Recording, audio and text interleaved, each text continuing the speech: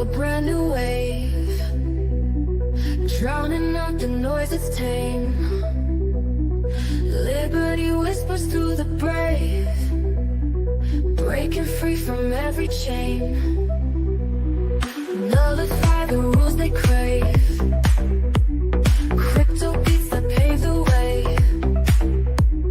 Anarchy with minds that's safe, algorithms new dawn today. Out of bounds and out of sight, building futures pure and bright. Escape the grip and win the fight. Welcome into the legacy ride. Beyond control we take a stand, casting off the iron brand. Freedom flowing through our hands, revolution's our command. Decentralize the way we plan, all together we expand. Breaking shackles for the clan, in this journey we're unpanned. Out of bounds and out of sight, building futures pure and bright. Escape the grip and win the fight. Welcome into the legacy ride.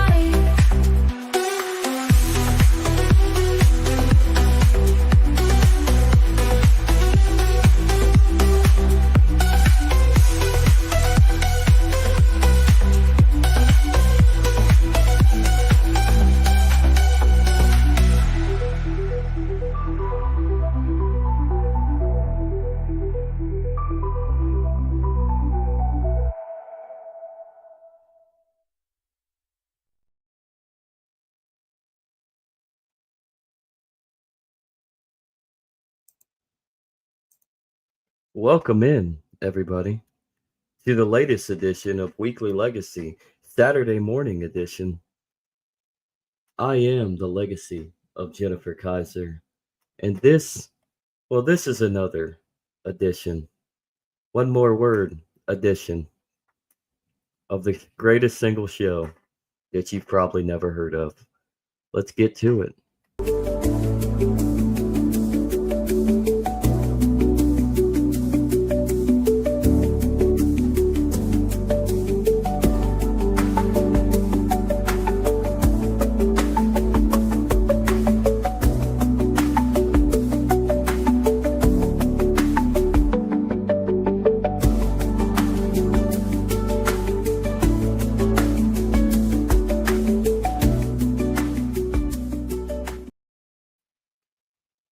Christ died and lived again, that he might be Lord both of the dead and of the living. Christ's ascension into heaven signifies his participation in his humanity. In God's power and authority, Jesus Christ is Lord. He possesses all power in heaven and on earth. He is far above all rule and authority and power of dominion, for the Father has put all things under his feet. Christ is Lord of the cosmos and of history. In him, human history and indeed all creation are set forth and transcendently fulfilled. The word of my church. Very nice. I think that kind of sums up the last 3 weeks from what we kind of dissertated between back and forth between the comparison of William Wallace and then leading into that of Yarenbrook and the other guys squabble about Lucas. what is anarchy. What is anarchy? What does anarchy mean to you? What does a state mean to you? A system without laws, total chaos, secure control. That's why there's only one king, everybody, and that is in Christ Jesus.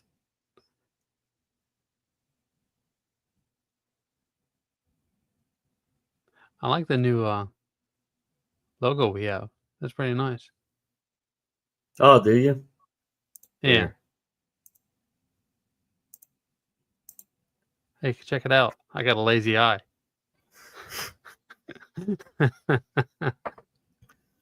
There you go. There you go. It's our image and likeness. It's our image and likeness. Thank you. And AI is a wonderful thing, everybody. It's going to kill us all. If it can do Destroy shit us like all. that with just a screenshot, a real screenshot, it's going to kill us all. Speaking of those who will probably kill us all, the police. Yeah. What about them? Yeah, what about them? What's going on? What's going on in Washington D.C. these days? Apparently, they're cracking down. Apparently, it's a test run for martial law around the country. Well, In the it's called a perfect conspiracy test. circles. Yeah. No different from the shutdown. Yeah, no different from the shutdown in 2013. It's been a The Boston minute since bombing? the Yeah. Boston bombing. Yeah, that was a dry test run. So, I mean, there's been We can go a in their number of houses, dry right? test runs. They're not going to protest. Obviously, there's an emergency. They're not going to protest until COVID in the summer of 2020. Oh, you can leave your house. You don't even have to wear a mask. COVID is Right. racist. Go forth and violently riot, You aren't black people. hiding any Chinese viruses in here, are you?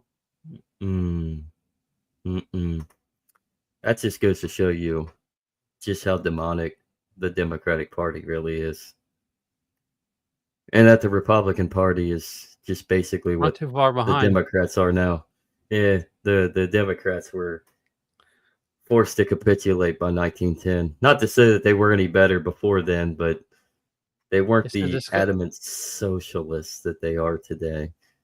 The Democrats are the discovering party, and the Republicans just built the structure behind them. They laid the foundations for everybody else to follow. But what about the Whigs, man? I mean, I probably could use one.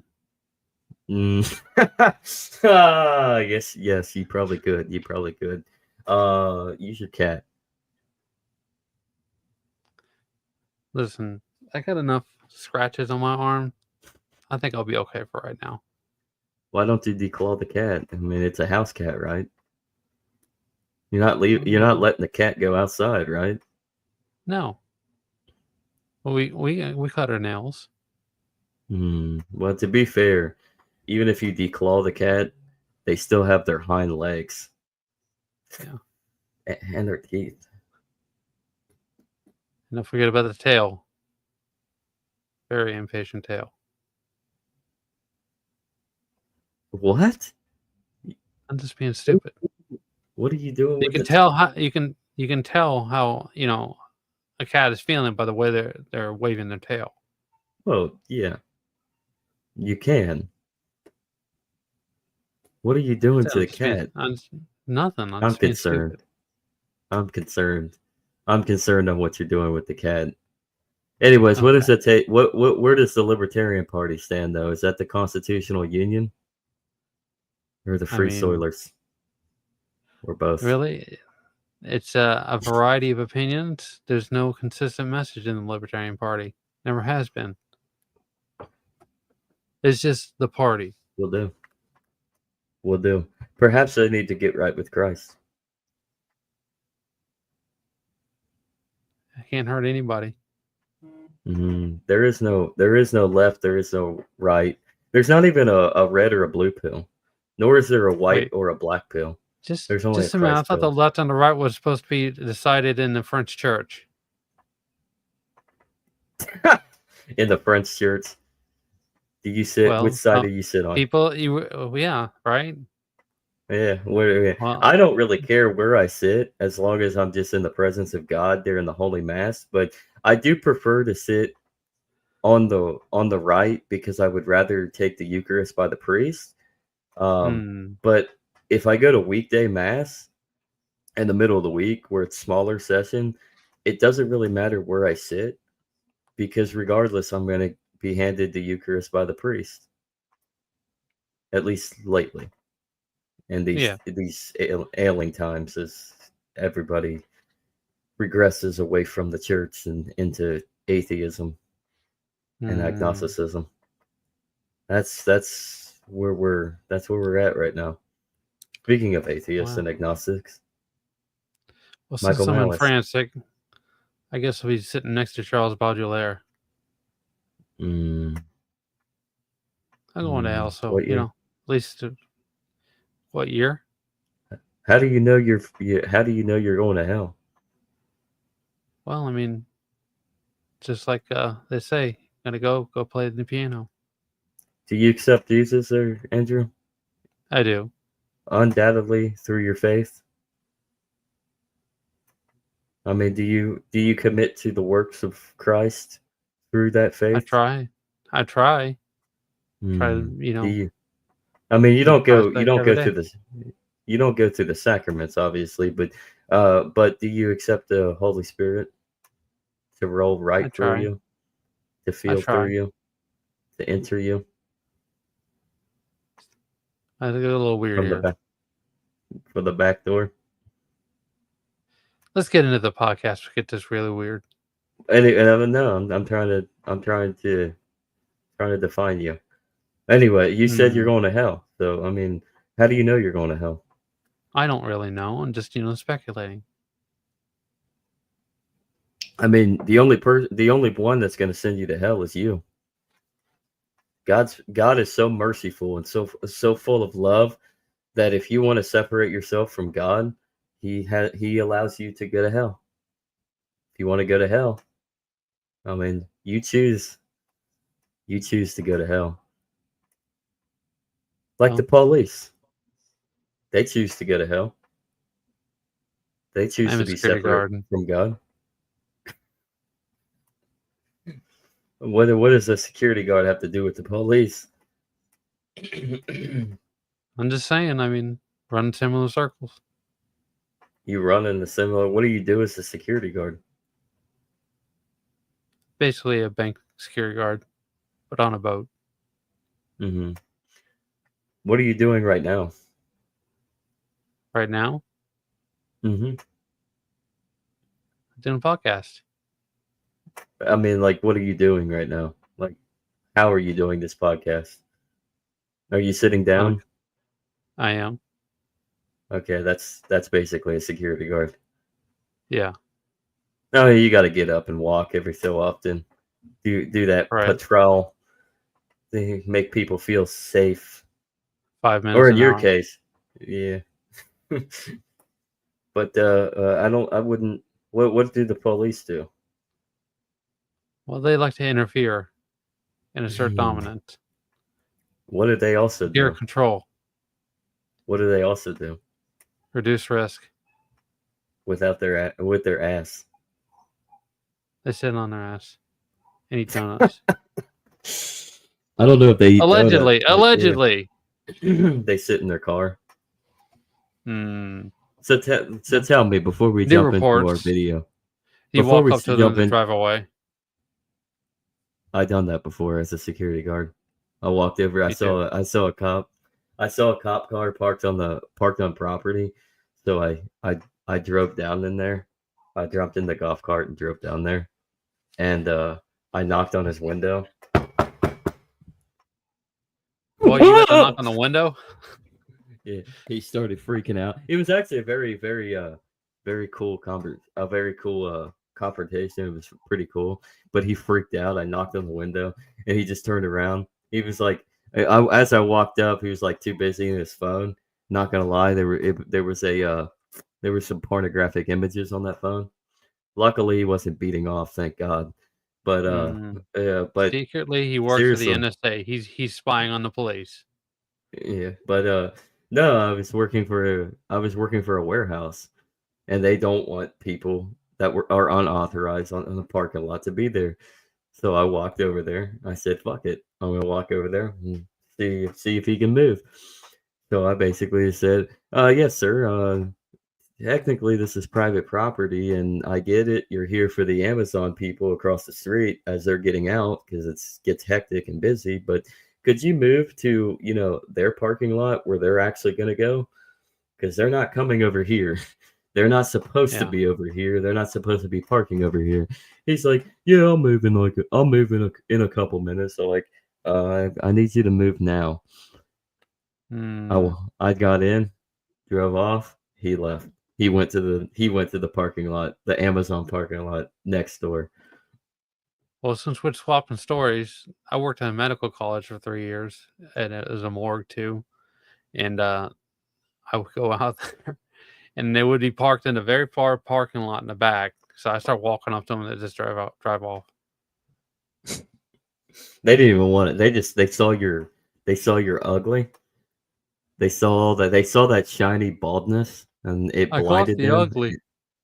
Yeah, They didn't want to deal with it. right. So anyway, No, speaking of that, go ahead. it was an interesting job. I think the most chaotic thing that ever happened there was I was driving around on a golf cart and I ran over a skunk by accident. Luckily, it sprayed the golf cart, not me. That's a good thing.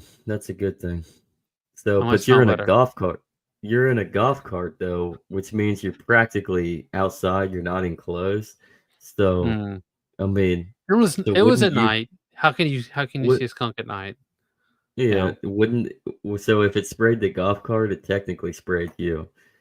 And even in your own car, it I mean, all that it filtering through when you have like the air on, or not even when if you just have the vents open, it filters through the car.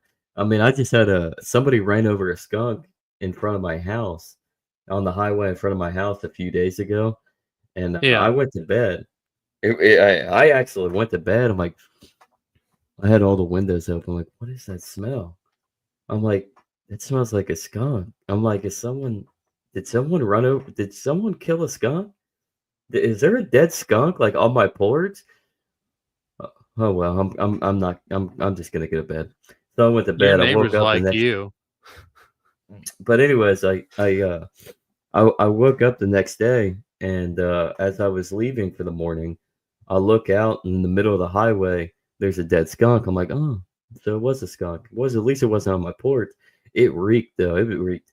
It reeked even throughout the morning. Obviously, it's a decomposing skunk. I got into my car because I haven't been parking in the garage recently, and my car reeked of Oh, I skunk. bet. Yeah, Yeah, and it wasn't even near me. the skunk didn't follow me to my car, but when I was, like I said, I worked at a morgue. The smell from the morgue followed me to my car. Hmm. Well, that kind of goes hand in hand with what we're going to be discussing in the video that we're going to be watching. Um, why is it that the police their smell lingers all across? I couldn't tell you, other than the fact that they suck. That they're gay? They don't just suck, man. They're Possibly. satanic. Yeah, they're satanic. You do realize that the Fraternity Order of the Police is a satanic organization, right? It's a secret society, no different from the Masons. They do some really, really weird, sick rituals for initiations. I'll take your word for it. How do I know this? Because I've been to a Fraternity Order of the Police event. I mean, my dad was a prosecutor. Yeah, that makes sense. Yeah. Yeah, they're pretty evil. They may, and in fact, I would actually go further and say that the Fraternity Order of Police make the Freemasons and the Illuminati look like children, a child's play. I'm not joking. Not to be confused with the Fraternal Order of the Police, which is obviously very legitimate.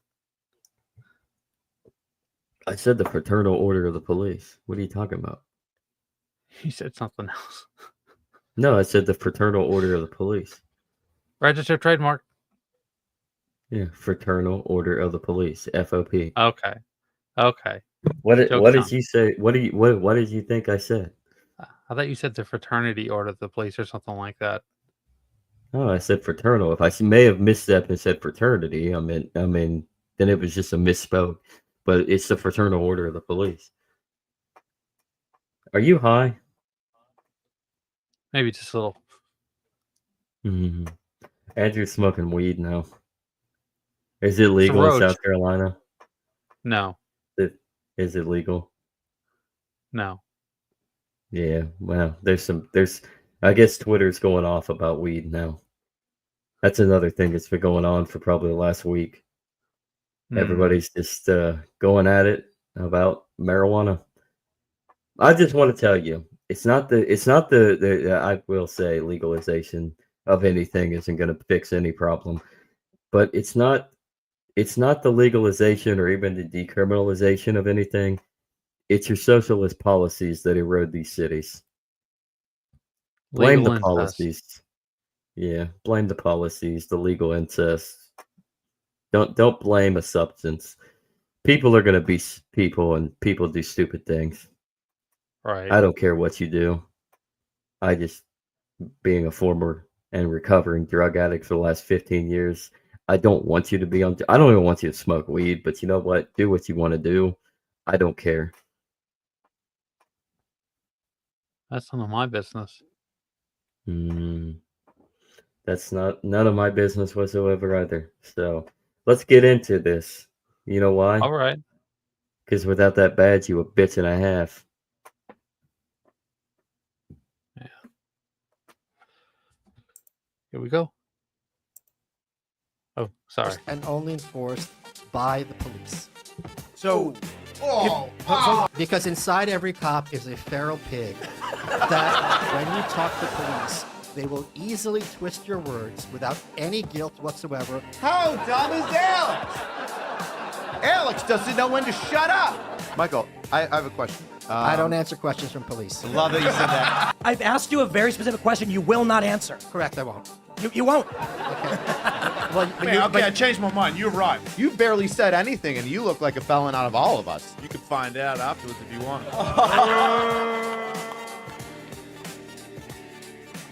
Ladies and gentlemen, pardon me, I'm losing my voice, but I'll do my best. Woo! This is the second live culture war at the DC Comedy Loft. We've got a great panel here. It's going to be a lot of fun. It's going to be very funny. I imagine it'll be a bit contentious. This is the great police debate. Why don't we start from the right and have everybody introduce themselves? Hi, my name is Rich. I do things on the internet, and I'm also a police officer on YouTube's called Angry Cops. Yeah. Why was Tim's voice that hoarse? There's reasons. Gay reasons. Rumor and innuendo says. You guys know who I am? Primetime 99. I am the pimp on a blimp, and I say, fuck the police! I would gladly get fucked by that man. No While diddy. he's wearing a Tucker Carlson Hi, hat. hey everybody, I am Michael Malice, and I'm here to remind you that the cops are not your friend, that you can talk your way into an arrest, but you can't talk your way out of them. I'm Jason Ellis. I'm a criminal. I was born in Australia, so I want to say fuck the police, but I really like them, but I don't know. Fuck everybody. Right on. Well, ladies and gentlemen, I am Tim Pool, your host, along with co-host Alex Stein. This is gonna be a lot of fun, and of course, I think to kick off the great conversation, I will start with the truth, and that is, no cop anywhere for any reason has ever done anything wrong.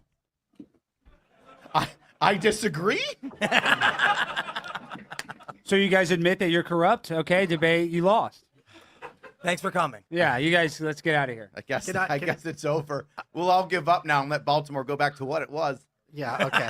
Because there's no cops in Baltimore. What I want everyone here to realize, because this is, I'm being very serious now despite dressing in my clown costume, is that, Imitation is the highest form of flattery. right. Okay, if you think this is flattering, that speaks to you. What I want to point out in all seriousness is, it doesn't matter if you're Republican, Democrat, Communist, Anarchist, Fascist in your day-to-day life. What matters is how you interact with the police. And you need to appreciate that they are not there if they show up to never talk to the police. They are there to hurt you by their own admission. And I want everyone to repeat after me something very simple. It's all I want you to think today. Cops are human beings. Can you repeat that after me? 1, 2, 3. Cops are human beings. And human beings are capable of great heroism and great evil. And you'll hear my colleague throughout today acting as if cops aren't human beings and they act differently than other human beings. They do not. They are human beings, period. And that means certain corollaries, which I think most of us understand and what you look forward to us exploring today. So I have a question. Because there's that famous Supreme Court Justice. Castle Rock? Is that who that was? And he said never talk to the police. Oh, no. He was a former Attorney General. Attorney General. Yes. Here's the issue is that I've had people try to kill me and my family. Who's talking over there? Someone, they should not be. No, so Am I going to have to? Already abusing authority. He's one of us. One of us. Okay, here's a serious question. My family's been threatened. We've had crazy people show up threatening us. We had a guy show up to our old property and attack one of our employees. I have no choice but to talk to the police. Because of the police, correct. So if you had a different kind of... Well, no, because we want to stop them from doing it. And did they do that? The people, did they stop? Yeah. So I'll put it this way. Them? Did the cops do the job they claimed they were going to do? Probably not. It's Probably like not. C plus. Okay, I would so argue. here's the thing. If you have a producer on your show, I'm sorry if I'm interrupting your guys' conversation. Shut the fuck up! If you have a Disorderly conduct. if you have a producer who's what is wrong with these people? If you have a producer who's not doing their job, you get rid of them. If you have a photographer, if you have a sidekick, co-host, whatever, you get rid of them. It is when you have a monopoly on a service where there's absolutely no accountability. If you watch I know how many people here have been burglarized. I hope it's few of you, but some of us have. There's not even if Amazon doesn't deliver a package, you get a refund or store credit. If a store doesn't deliver a product, you get a refund or store credit. It is only a monopoly when there's actually not even a pretense that, yeah, we're here to protect you, but if we didn't, well, tough shit, there's nothing we're not even gonna pretend to do something about it. And everyone just kind of takes this as a given because this is the world we grew up in. And my point is, it's not at all acceptable that someone who takes a job onto themselves and who doesn't deliver, you're just like, oh, well, what are you going to do? That's all I'm saying. Fair point. We did hire private security after this. You had to. Yeah. And you pay a lot in taxes. And if that money was being used correctly, this problem wouldn't, those people would be in the ground. Yeah, Rich. And real quick, Rich. I'm on Michael's side now. Well, I want to say this, though. As a black man, like, I get pulled over all the time for driving while black. Yeah. And you're always like, oh, you have weed. Yeah, I have weed. But, I mean, I shouldn't be racially profiled by, some bald asshole, like yourself. So stop slinging that big fat black dick and banging my white wife. That's true. You are right. You have a good point. So yeah, I just what do you say about that? That sometimes some cops will target people or minorities. Well, that's because we have small penises and we're jealous of the amount of money that they make tax-free from selling drugs. This is my favorite cop. This is a good cop.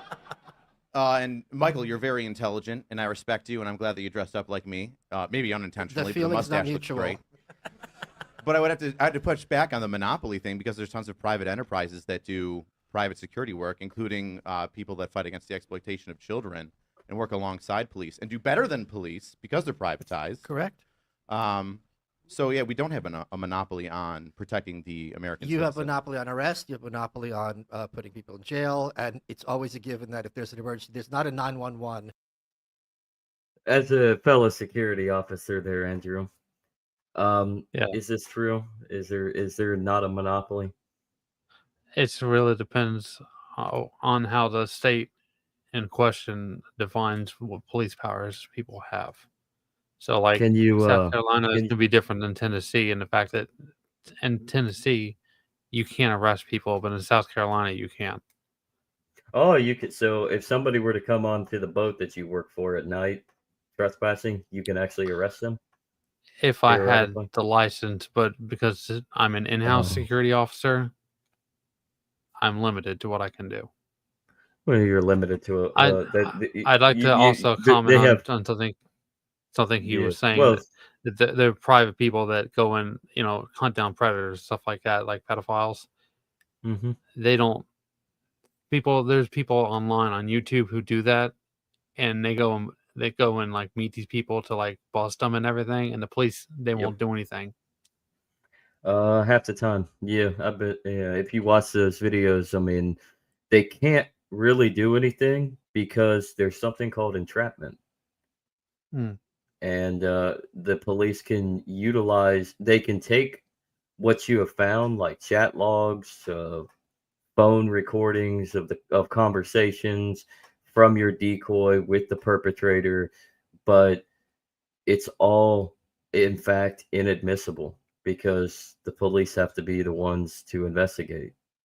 Sometimes, yeah, the way that you can get around that is if they work in coordination with local law enforcement, and that's when you can step into the realm of an investigatory aspect. So then they're running their YouTube, they've run their own little uh, their decoy operation, their honeypot operation, and the police are in the backdrop knowing what to do. So when they show up, that proving their intent from the chat logs, then the police end up initiating and making the arrest. And that's about the only way, because at that point the police are getting a warrant to work in collaboration with this investigation. Yeah. And that's how you kind of and even that's kind of overstepping boundaries of what could be seen as entrapment.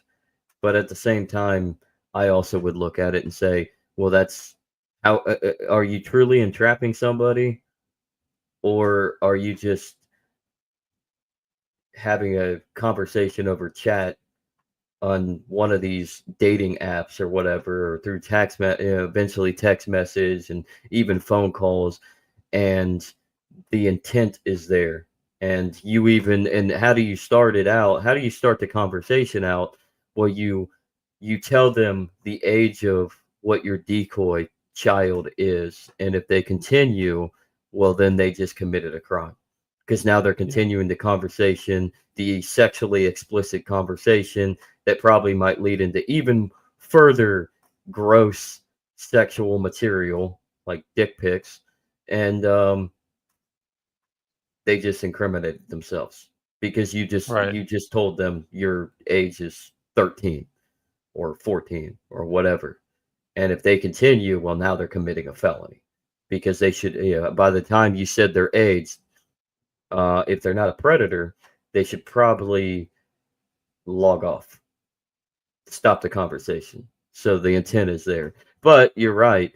It's very, very difficult to get the police involved after the fact for these YouTube channels when they're running their own investigation, because effectively they've entrapped somebody. So they can open their own event. A lot of times what happens is they lead the police to open up another investigation. Now, one good thing that they are doing, though, is at least they're getting out to the public, especially if they're a large channel. They're getting out to the public these people's faces, and the hope is maybe real justice will occur. Yeah. So I don't know. So what was I gonna say? So in South Carolina, you need a license to make an arrest as a security guard. Well, that's gatekeeping 101.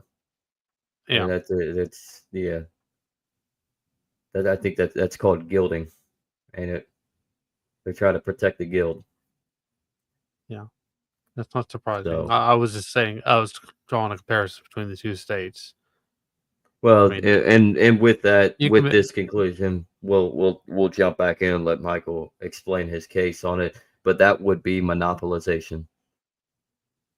That's keeping the monopoly with the police, unless you effectively become a de facto police officer. So, and if you have a license, now you're effectively working for the government, because you have to get the license through the government, pay your fees, take your tests, whatever. A white market actor. That is like an Uber service for people who have to maybe be qualified, pass certain certifications, and then they could have a rating based. I'm sorry, there is now.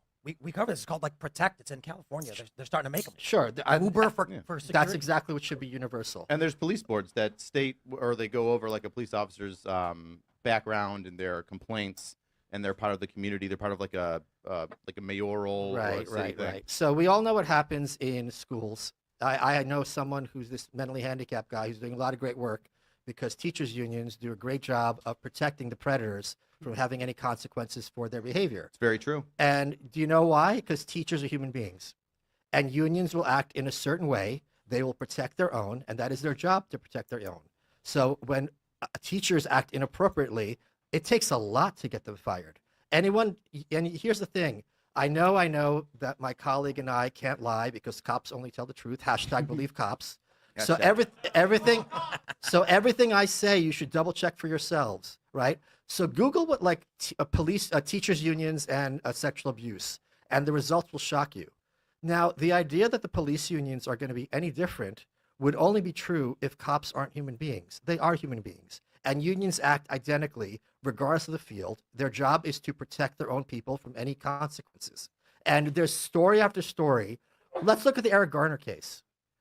How much money would Nancy Pelosi have to give you to put your hands on someone for selling cigarettes? It's insane. And none of those people lost their jobs without any consequences for it. The only person who went to jail in that situation was the photographer. Is your mustache coming out of your nose? It's so tight. You guys can't see it. It's like right in the hole. It's rooted in the brainstem. So I have a question. The brainstem's in the back. Ooh. So when I said that we had you wouldn't know that, right? We had a crazy guy come to our property, attack one of the residents there. I said I have to call the police. I talked to the police. And fuck. Down and identify them, and then lock them up if there were no police. Well, I don't think that person necessarily should be locked up. I think that person should be in the ground, frankly, number one. Number two is I don't really know necessarily what the alternative would be. Hold on. If only we had somebody to investigate it. And okay. Well, see, I'm going to he's going to have to use a lot of sarcasm and quote unquote humor because he knows his position's indefensible. He's funny. Let me. I'm not finished.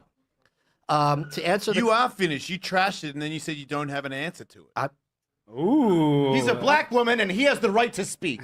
Okay. You talking about me or him? Yes. Okay. Okay. In that case, I'm finished. Okay, but here's the point. You said that guy should have been in the ground. Yeah. In this scenario, when someone comes into my property and attacks one of the residents, you would agree that, or is the position then put him down, shoot him? Yeah. And let's talk about how the cops enable this sort of situation. Okay. Look, I don't want to gish you up. So, in Indiana, if a cop comes onto your property without a warrant or probable cause, armed and ready to pounce, you have the right to uninstall them. .exe. It's about the only. That's about the only real good thing about Indiana. There is a semblance of certain property rights that are protected. Can't complain about that, man. Too bad that you got to be prepared to get uninstalled yourself because they will shoot back. Yeah. So it's a tit for tat. Address that one, yeah. Yeah, sure. Oh.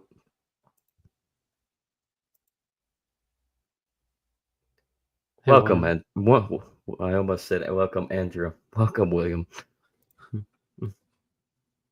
So if you look at cases like Jordan Neely in New York, if you look at the 2020 riots, there's a great example of this. The cops have no interest or obligation to enforce the law. Every so often, they're just going to say, yeah, you know what, we're not going to do anything about it.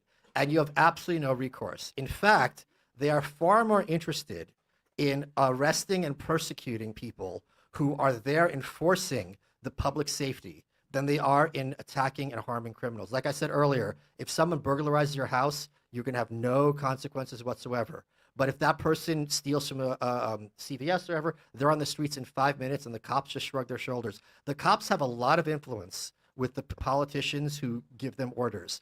And you do not hear them saying, wait a minute, you guys are legalizing shoplifting and this is causing problems in the community, because they are just there to follow orders. Now, cops, again, are human beings. They are not sociopaths.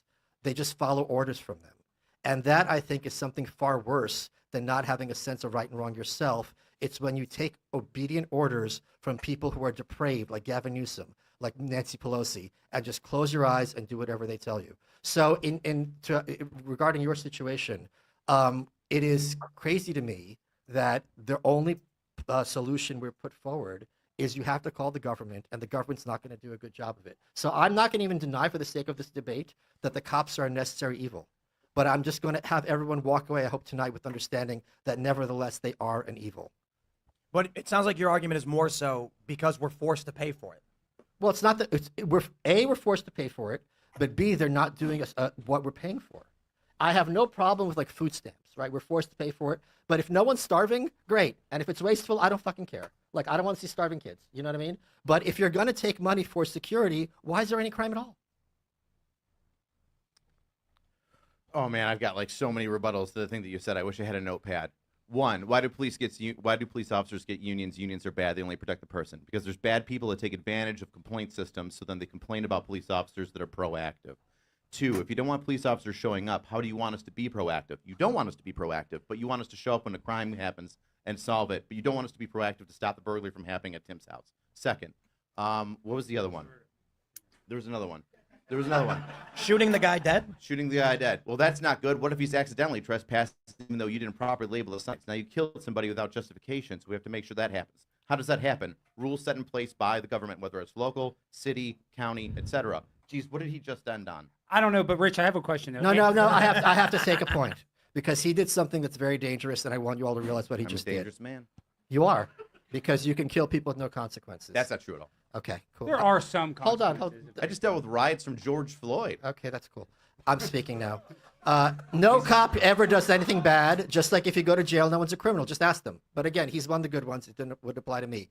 He said I like Rich. that I don't want the cops to be proactive. That speaks to motive. Now imagine if I have drugs, it's intention to distribute. If we're talking about manslaughter versus murder, that's talking about motive. He is comfortable getting on a mic in front of everyone and that's being taped and putting words in my mouth. Now imagine a cop has a bad day, you're arrested, he has to testify. He will have no problem saying, I heard him say it. I heard him say he doesn't want us to be proactive. Now it's your word against his, and you've got a jury, half of whom are going to be complete idiots and think the opposite of you. It's 2 against 1. And this happens all the time. I don't care what anyone thinks about me tonight. I care about what you walk away with and realize, if you talk to the cop, you just saw he didn't hear everything I said and remember everything I said. I don't blame him. But what happens when he writes that police report? What happens when he testifies against you? You are fucked. Well, I just want to say this, and Michael makes some good points, and I would say overall cops probably aren't bad, Rich, but my question for you is, when you looked at the pandemic and you saw some, like, the mass... Gloat, Andrew. Gloat. Well, I do have a lazy eye.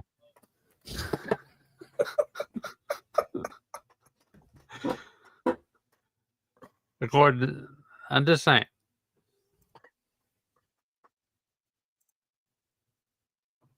Police, they're actually using people like yourself to enforce stuff like wearing a mask. Like, is there a line that you would draw where you're like, hey, listen, I believe in the First Amendment more than I believe in my superior telling me what to do? Yeah. Or are you just going to follow orders blindly like Michael says? Because a lot of cops did, but a lot of cops were gracious to people like myself that didn't wear masks. So I guess how much personal responsibility do you get even as an officer? So I want to say that Michael is right in some aspect of this, right? There are people that follow rules, and those rules are bad, and they shouldn't follow them. However, on the same side, or opposite side of the same coin, there's a thing called police discretion, which I've used before, which says that if I look at something as an individual that happens to be a police officer, and I deem that I don't want to do anything about it, good or bad, we can debate that later, I can choose not to. And I'll give you a personal example of how I did it in the right way, and that's New York State has very strict firearm policies. I had somebody that came from out of state that had a legal permit from out of state, but in New York State didn't recognize that pistol permit. I pull him over. He had marijuana at the time. It was illegal. I pull him out, search the marijuana. He tells me he has a firearm in the car. He's carrying legally. He's not in New York State. What do? I unload the firearm, put the firearm in the glove compartment, I put the ammo on his seat, and I say, hey, I'm not one of those New York City cops that doesn't like guns. Whoa. Far between. He's describing fruit of the poisonous tree. He said he pulled them over. Yeah. He said he would pull someone over, find marijuana in the car. Then the guy he pulled him out for safety. Yeah, and search and arrest, detainment. And then the guy would say, "Hey, I have a loaded firearm in the car." That adds another one, but the context of the marijuana being discovered is actually fruit of the fruit of the poisonous whatever. I forget what I was gonna say. I don't know. What do you take on this? Well, I mean, it's building towards more intervention. You know, they're looking for things to, you know, escalate their position in the situation, and like I said, secure control, reduce risk. The more we need backup. Why do you have all this stuff? You know, you don't have any rights at a certain point because you're just causing trouble. Would you like to read that? Alex S. is a clown. He got to where he is by being a clown without substance. Would you like to say anything about that? I mean, I don't watch his stuff, so I really couldn't comment honestly. Can't be judgmental unless you know. Yeah. Yeah. Yeah. Same. Mm-mm-mm. I'm all about you carrying legally. Go home. If you load it, keep it in your hand, in your whatchamacallit, the glove compartment. Thank you. And you'd be great on the stand. And take it back to the state that you're from. Make sure you follow all traffic laws. I'm all for freedom as long as it's legal. What he just admitted to everybody, shamelessly, is that he only enforces the law when he feels like it. There is no. Oh, come on! He's saying that he uses discretion. I think that's. I think that's a little different. I think Michael doesn't like that. No. Let him speak. Let him cook. Yes, I am going Let to him speak. cook. There's no other product or service where if the person has a good day or bad day, it's what's going to happen as a result of it. That's not true. That's not true. You go to any store and you ask the barista for coffee, they're not going to be like, "Nah, I'm not going to give you What coffee." about the, what is it, the Malaysian flight MH370, right? That pilot was having a bad day, and then they all died. We're talking about America. No, Michael, they got teleported away Michael, by orbs in the sky. Yeah. Michael, the bartenders right there can get in trouble for overserving. They can choose not to overserve you. Isn't that? Sure. So anyway, what I'm trying to say is, ignored it. I am going to ignore it because this is a distraction. Because the bartender doesn't have the problem put you in a cage. Only cops have the discretion, as he pointed out, that at any time they can throw you in the back of their cop car, throw you in a cell, say disorderly conduct. They've got, and the thing is, cops come in pairs. They have to, right? They have to have backup, and that makes sense. So I brought my backup here as well. 1 second. Oh my God, I'm so excited. I hope you brought me a wig. This is Officer Oinksalat. Yeah, oink, oink. I wish you would have called him Babe. No, Babe's cute and shouldn't be shot. Wait, that's a boar, not a pig. Yeah, because inside every cop is a feral pig that is one comment away from putting your head through a wall. What's that, Officer Oinksalat? Google domestic violence rates in police. Well, you shouldn't trust what this pig has to say, but I would hope everyone at home Googles that. And here's something else about the police. In the same way that obnoxious people who talk too much are drawn to podcasting, as the three of us can attest. Everyone up here. Everyone up here. And in the same way that people who want to prey on children go to where the children are, violent people are going to be drawn to jobs where they're able to use violence without impunity. It's a small percentage, let me be clear, but cops are human beings, and human beings act in certain ways. So if I'm someone who's a sociopath, I'm going to be a politician. If I'm a loudmouth asshole, I'm going to be a podcaster. And if I'm someone who likes to take out his violence on other people legally, I'm going to end up as a cop. Well, actually, I have a question. I take that personally, Michael. Wait, no, I want to ask this question, though. Michael, would you think it would be better if we used AI robots as cops? Better in what way? Like, do you think that would help protect citizens more if these were AI robots doing this? I depend on who would program the AI. Did you see Elysium? They were very mean in that. That's what I'm saying. That movie, the AI cops are dickheads. You're not even allowed to do sarcastic robot voice. They didn't even use discretion. I can't Yeah, speak to that. see? I can't So, speak to that. I don't know. Broke I'm- that dude's arm for no reason. That never happens in real life. Michael, I have a question. I don't answer questions from police. I love that you said that. Don't ever do it. I'm not. Here's why. There's two people in America who think words are violence: social justice warriors and cops. If I call Alex the N-word, which I do all the time, and I will again. I didn't hear it, but I wish I See our did. text messages. They're bad. There's plenty of leftists who will Nazi? tell you that it's appropriate for him to That be the N-word? Because, hey, you shouldn't be calling black people the N-word. I suppose. Cops are the only other group where if you say the wrong thing, they feel Don't entitled call black people to Nazis, knock you into everybody. a coma and pat themselves on right. the back for it. Mean. Anyway, so you said that because the job requires violence, or there's like a level of violence that has to be. I didn't say that. What did you say? Is it something that cops draw people because it is a You should job listen of to what I'm violence? saying before you try to quote me. If That's you're why I a police asked you. officer. I'm not answering questions from the Well, police. you're not very good at debating. I'm not debating you. This is a debate, isn't it? What about a conversation? Can we be friends? Why can't we be friends? Why can't we be friends? Why can't we be friends? Why can't we? He's trying to love be bomb friends? Michael to Yeah. trick him into being Those friends. are- Because you're all Here's how cops homosexuals. operate, and he's using another technique. They're singing They- and being they- nice. They come to interview you. Hey, my partner's crazy. My partner's a madman. I'm the nice one. I'm just trying to help you. Alex is Just, crazy. just answer a few questions. Good I'll be on my comeback, way. Bob. It'll be cool. You answer the few questions. If I go to Tim, I go, hey, Tim, I got to put up a painting in my house. Can I borrow a power tool? Sure.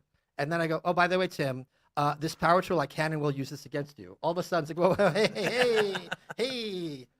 They tell you explicitly, anything you say can and will be used against you. And here's something else. If you tell a cop something that would help your side of the story in a lawsuit, in a criminal case, that's hearsay. Oh, he said, but if he doesn't remember something you said or gets it a little wrong, like he did repeatedly today, all of a sudden it's his word against yours, and now your story doesn't add up, and now you're a liar. And now, very quickly, bad things are going to happen to you as a consequence. Well, actually, don't ever talk to the police without an attorney. Michael has a good point. And I want you to answer this though, Rich, because you know you deal with these interrogations and people interviews, whatever. Soft words, kind and you hands. give them their Miranda rights, and you know that most people you deal with are retarded and they don't even understand their Miranda rights. Wow, I'm just like you. Yes. Yeah, I admit that I am retarded. My point is, you're dealing least he with admits people it. that don't realize that they are incriminating themselves. Michael does have a point in that they actually are afforded a free attorney. And oftentimes I watch the first 48, and you see the dude in there that, double murdered somebody. A couple times you're like, hey, where's my attorney? Where's my attorney? We're and all then the guy will retarded. end up still talking because they give him like a Pepsi Coke, And Delicious. what I'm saying is, You know, Go it ahead brought and the world follow. together. Caitlyn Jenner did it. she did. Notice how that, he's changing the subject. that ended Still talking about racism. But what I'm talking about, you know that they don't even understand that they would get a free attorney that would tell them to shut the fuck up. And you still ask them questions. So do you ever feel a little guilty because you are taking advantage of somebody that doesn't realize the situation? Just because you're dumb doesn't mean that you don't understand the words that I literally read for you Uh-huh. from. That's what dumb means, not but understanding things. But real quick though, you understand that it is a challenging thing. You give them the Miranda rights one time. Sure. They might not understand the concept that they get a free attorney. Well, that's why I asked them, do you understand these rights that I've just read to you? And I they have to understand respond. that you asked that question, but I'm and then saying, follow-up question, I have to ask, knowing these rights in mind, having these rights in mind, would you like to talk to me now? I have the card. I know He's got that. Hold on, just in case we You all know- forgot. But you know He has that a you card. are asking questions to a person. It doesn't even matter if you sat there for 10 minutes and lectured them on what legal rights they had. They still would not understand what it is because some people have a 70 IQ. Do you ever feel guilty for them basically not taking advantage of their legal rights, like a free attorney? So the amount of people that I've questioned that I've read their Miranda rights to, which start off with, you have the right to remain silent. If you don't understand that, or if you choose, but there's a difference here. Everybody's talking about, like, are you smart enough to understand it? If I say you have the right to remain silent, and then I continue to question you, and you say, okay, I would like to be questioned, there's no much more I can do. I'm not a psychologist. If lawyers want to then take up that aspect of saying, hey, Alex is so dumb, How dumb is Alex? Alex doesn't know when to shut up. And then they can argue that.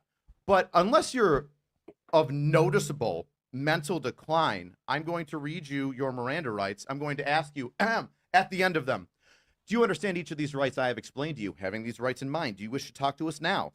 And you say yes, then I'm going to talk to you. Well, how about this? No. I got one thing. Notice he's not even pretending that he's going to help the person.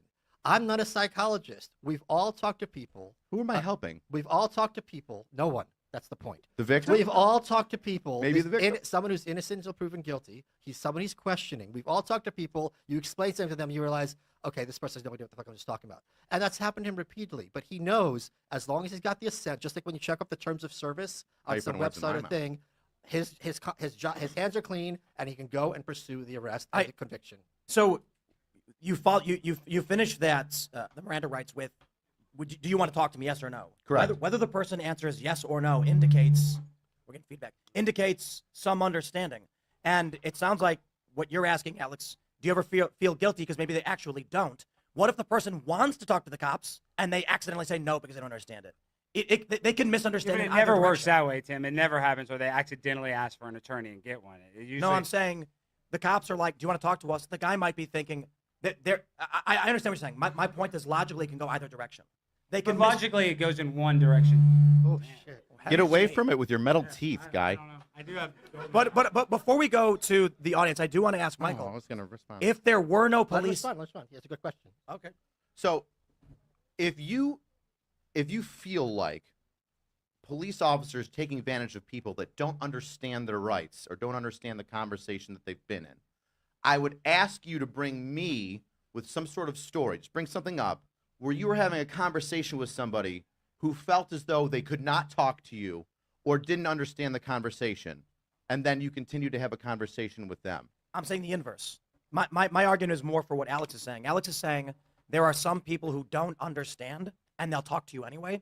My argument is the statement of, do you want to talk to me, can go yes or no. Correct. Misunderstanding in either direction. Meaning, I understand the point. It's probably rare, and maybe it's a stupid point. I don't know. But there may be some people who want to explain to the police something that happened.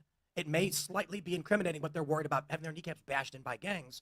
And they're like, I don't understand what this means, so I'm not going to say anything. If you want to what if every legal thing, I'm with you, but I would need something for me to bounce off of. Either. What's that? I didn't follow the question either. Okay. My friends! Now we're finally friends. Don't touch me. That's assault. Not consensual, okay. so I'm not doing anything. Let me just ask you, Michael. I'm do not this, even kidding at all. But before I'm not. No. I'm going to say this point. Notice how comfortable a cop is getting in your face. And my point earlier is, I'm not joking. To your backside, sir. I'm not joking. Sounds kind of gay. You should laugh right now because that's obviously humorous. Now imagine what happens when there's no cameras and there's no witnesses and he's in a bad mood. All of a sudden, he's going to be very happy to remind you who your place in life and who you should be talking to with the polite mouth boy. So before we go to the audience, I do want to ask, what would we have if there were no police? Well, we need security.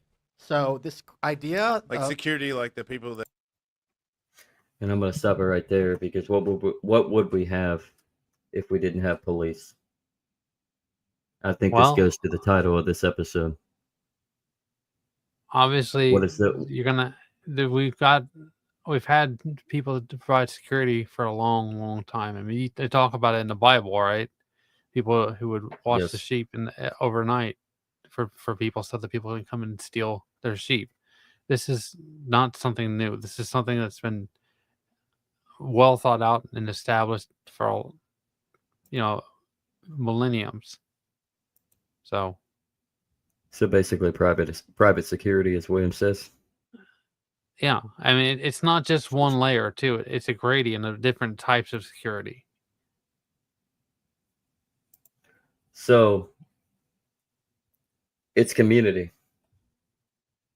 It's bringing back the faith in something more than just yourself and the hope that other people within your purview of society or your community have an understanding with you and you to them and the love for your fellow man.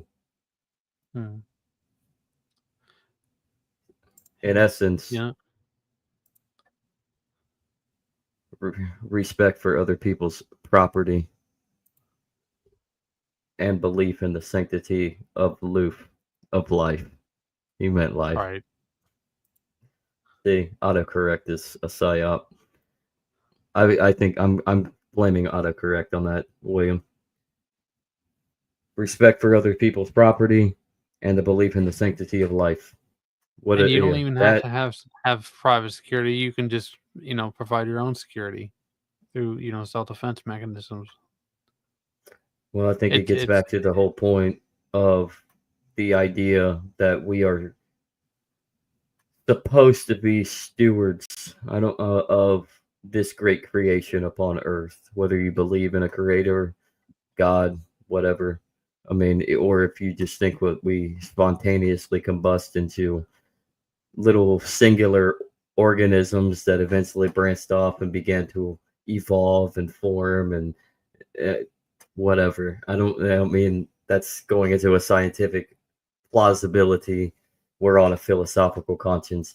So pretty much, if we just understand that human beings are human beings and we're here to cater to each other and to God's precious life on earth and become great stewards, we can finally evolve away from this general aspect of being in a fallen world. And I think because we are in a fallen world, we believe, especially on a secular aspect, we believe that we need to have some sort of control within what we perceive cannot be controlled. So how do we get our psyche out of that message right there?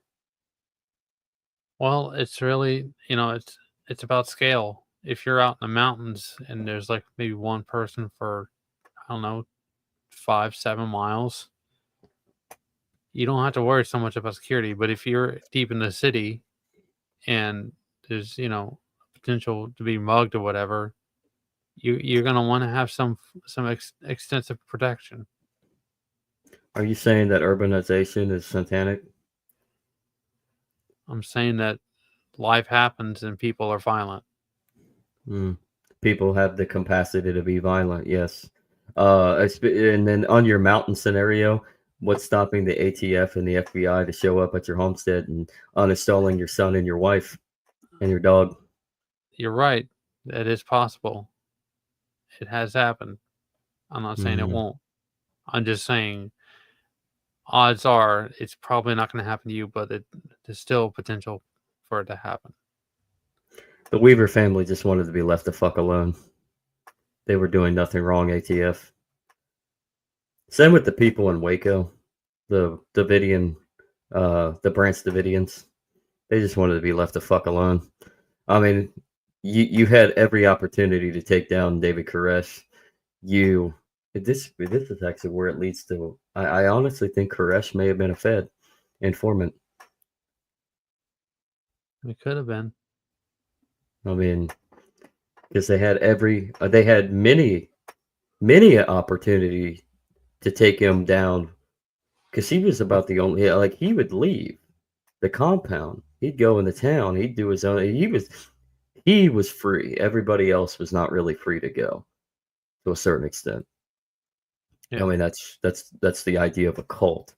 But they had every mean. I mean, they had him. What didn't they have? They had him in their hindsight.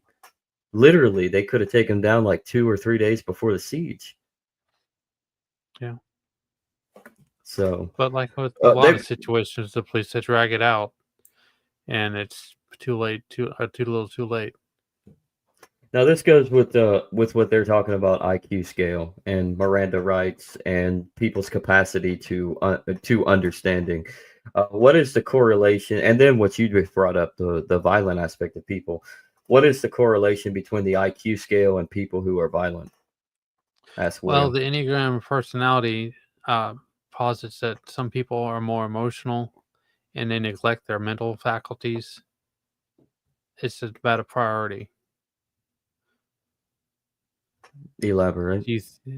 Well, I mean, if you're more interested in cultivating a community, you know, a pride or whatever, you're not gonna. That's what for type 2. They're more interested in that emotionally and fixated on that compared to, you know, understanding the fear of life and trying to adapt to that fear and thinking. Our world is of idiocracy. Our world of idiocracy is a violent one. I think that goes to a faith standard, because I think in a world that is so forgotten of where you come from and what and with a lack of purpose in our psychological input, the output is one of a violent one, because I think most people just want to attach to a level of collectivist idea that makes them feel comfortable, and within that doing so, they get trapped into an aspect of anarcho tyranny, which is where you have a collectivist state that utilizes a fictitious law, positive law, that entraps those in between to the violent criminal aspect, and that of those who represent the law.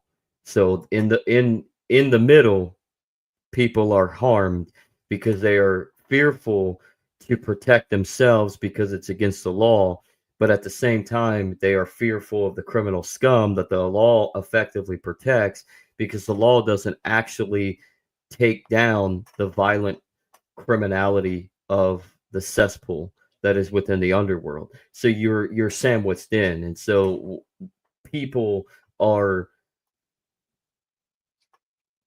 the majority of people who just want to live life and raise their family and just be in peace are constructed into a society of fear, because they fear that if they do something to protect themselves and their family, they're going to go to prison. But at the same time, there's a chance, especially in like the city, your home could get burglarized.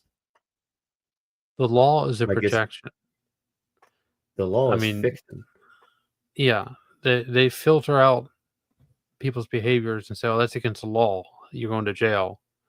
But really, it's just marketing. People are trying to, you know, motivate people to say, "Oh, I feel safe. This is my community. This is my tribe. You know, this is where I'm from." Those people are bad. They broke the law. Meanwhile, it's all fictitious. Like I said, it's positive law. It's just, like I said, it's marketing. It's terms of service.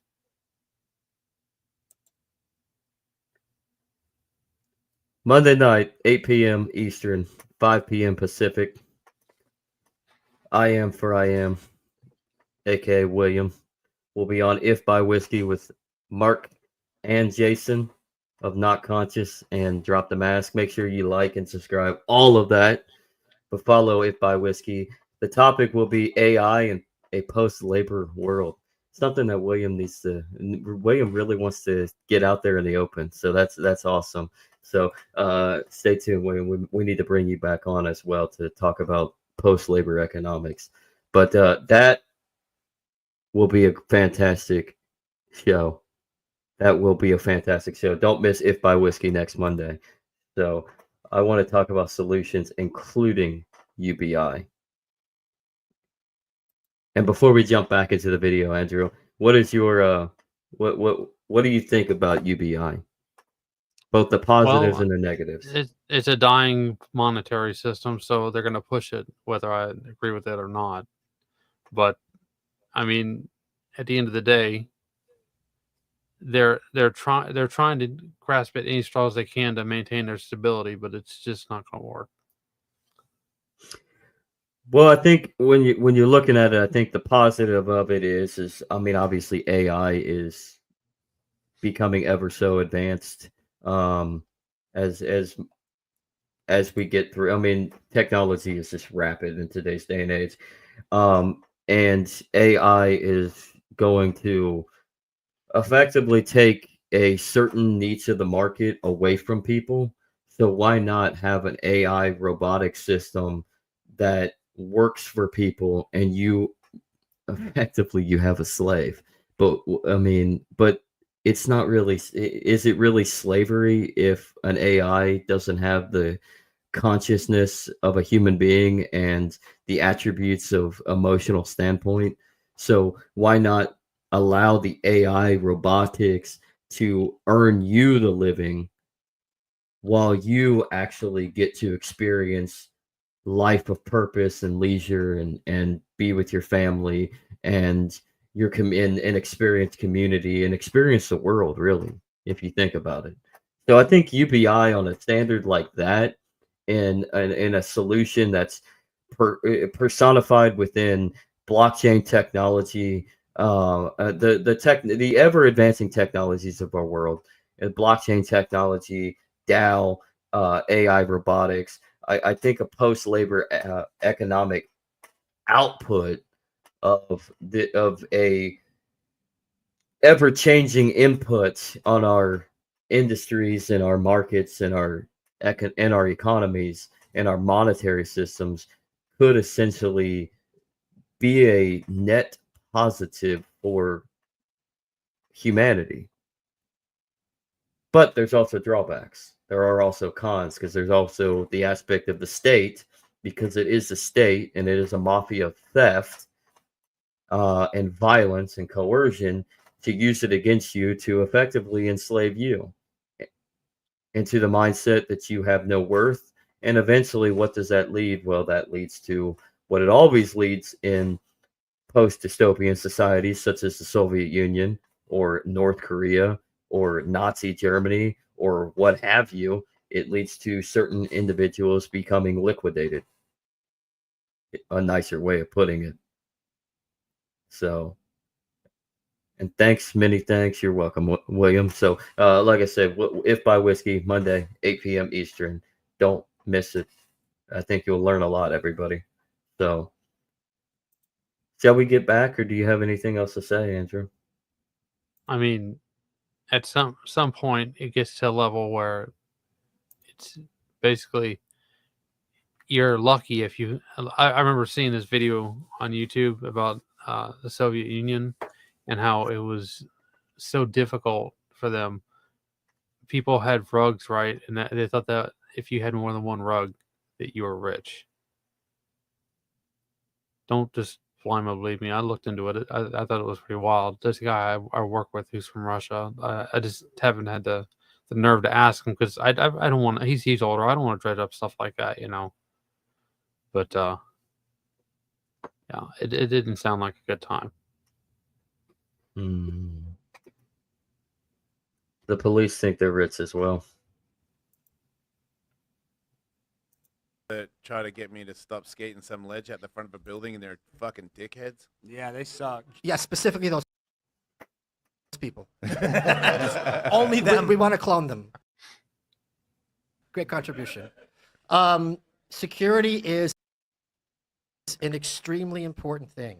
These movements that you see in these big cities to defund the police are, to me, insane, because they're defunding them to a point, but they're keeping them in place to make sure people can't protect themselves. So you have the police taking out Kyle Rittenhouse, you have them taking out Daniel Penny, but everybody else is rendered helpless and defenseless. So security is far too important of a job to be left to monopoly, let alone a government monopoly. We need police accountability, and we need private security to increase. But as it is now, there is no accountability, and the people who are if you're in New York, one of the reasons I moved to Austin, thank God I did, is because I knew if someone broke into my house, and I have pretty cool shit, and I tried to defend myself, especially with a firearm, it's far more likely that the law would fall upon me than upon the guy breaking into my house. We see this over and over. And those laws are enforced and only enforced by the police. So, fuck, no, come on. No. Those laws are enforced by the district attorney's office and the politicians that you elect.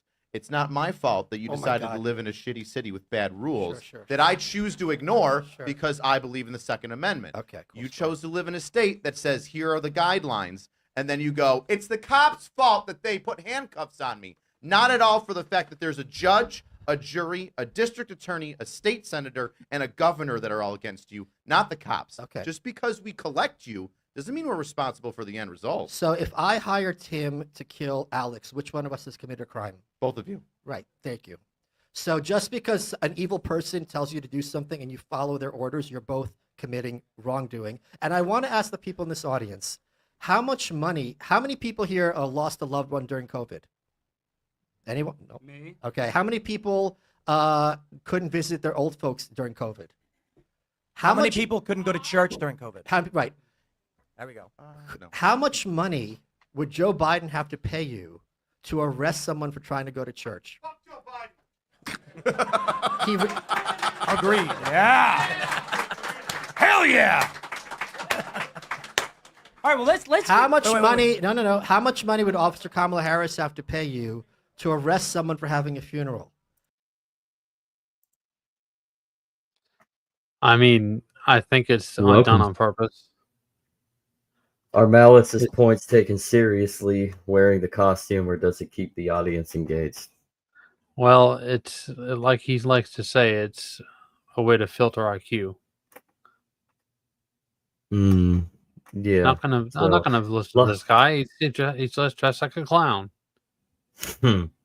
Well, a lot of things in that short term right there. You have anything to say, or should we just jump right back in? Let me think about it, and I'll get back to you about it. Will do. Fuck Kamala Harris. All right. Thank you. But No. I'm going to finish my point. FJB. We've all said earlier that cops are human beings, but in one capacity they're not. Because what separates humans from non-human animals is our conscience. And when you become a cop, you give yours away. You say, I am going to do what the sociopaths tell me. And if they tell me to shut down that lemonade stand and make that little girl cry, I'm not going to lose an ounce of sleep over it. one quick question for Rich before we go to the audience.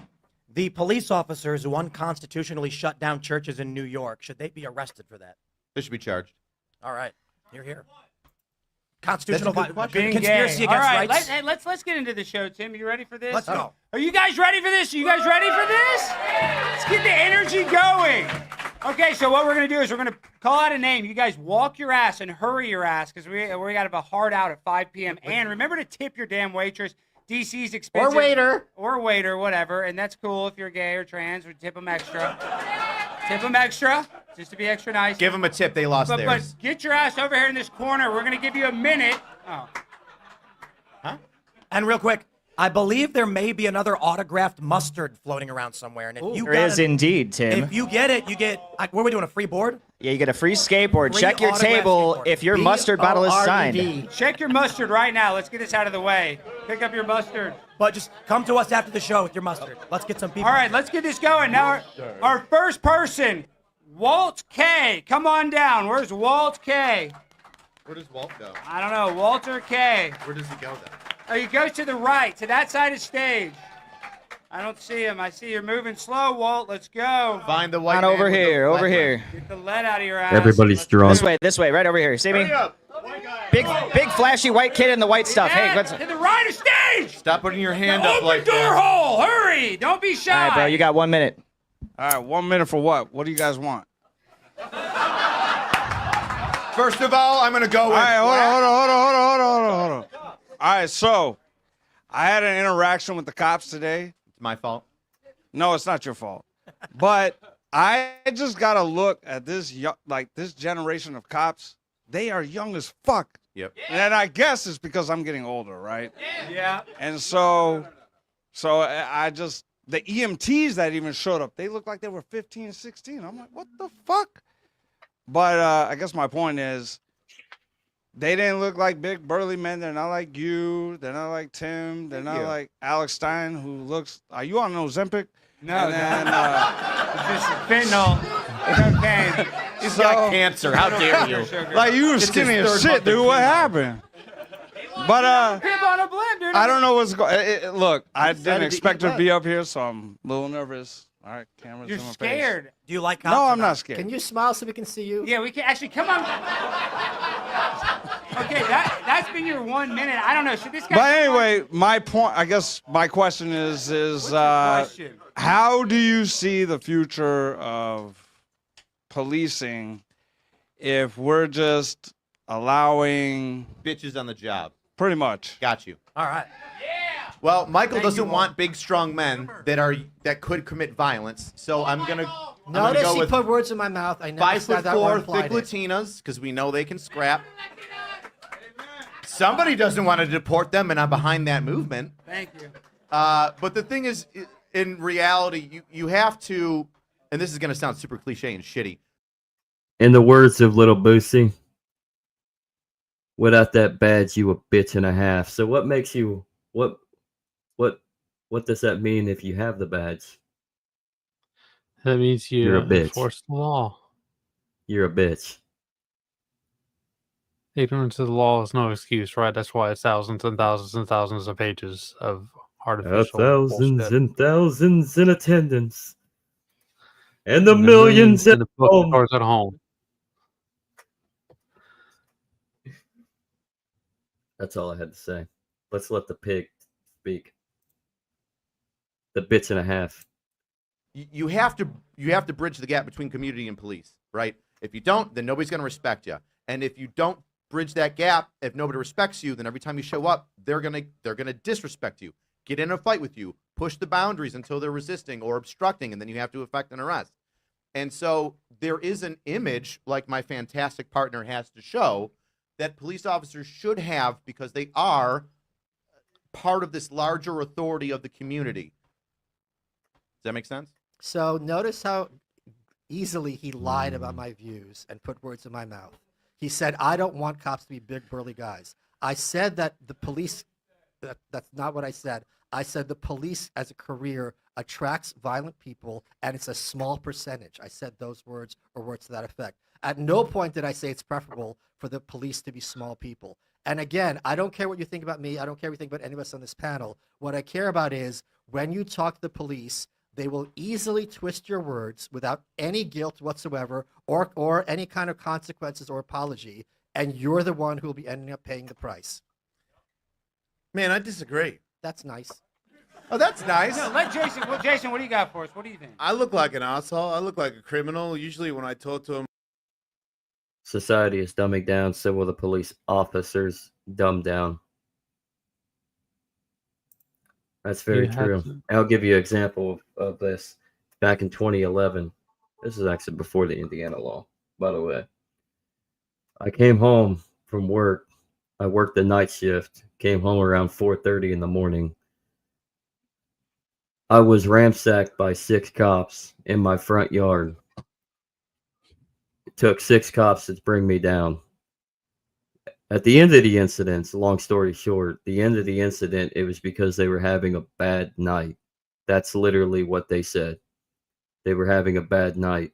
I was taken to the ground by 6 pussies. Had a gun to the back of my head and a taser to my kidneys. Now tell me, what law are they enforcing? Law Some 23, yeah, some 22, 23-year-old kid just coming home, my parents' home, and just running out. I'm fumbling with my keys at the side door, trying to get, and next thing you know, I look and I look as I see lights. I'm like, and next thing you know, I see some big fat lard ass charging up on me. Next thing you know, I'm being dragged to the front yard and by 6 cops out of nowhere and taken straight to the ground with a taser to my back and a gun to my head. I mean, I don't know how many times I can countless examples that you've seen in the media, you've heard in the media about police. Oh, we're here handle the situation, and they just bitch out and they don't handle it. Like there was that school shooting down in Florida a couple years ago. That another. Sorry. You talking about Parkland? That was more than a couple of years ago. That was 2019. I'm sorry. There was a case out in California where they had to wait. Somebody was literally beating up like a baby or whatever, and like I'd say beat up. I'm trying to be PG here, and the people that were like they called a place to report, they couldn't do anything because it was, you know how gun laws are in California. They didn't have a gun, so they had to wait and to sit there. They're like old people, and they're like they're helpless to stop this guy, and the cop finally got there and shot him and killed him. But it'd been like 20 minutes. And then, I mean, there's cases up in I mean, I don't want to be black pilled and everything, but up in New England, I think it was, maybe it was in New Jersey or somewhere, but the house had been robbed by somebody, and they took the wife to an ATM, and they said, "Give us all your money," and then they took it back, and then it just got worse and worse. They caught the house on fire. The husband was like so beat up. He was in the backyard while the house was on fire, and his wife and daughters in the house. And it's there's thousands of cases that are reported all the time. It just sorry, I guess that's what. graphic. No, I mean, we kind of have to go.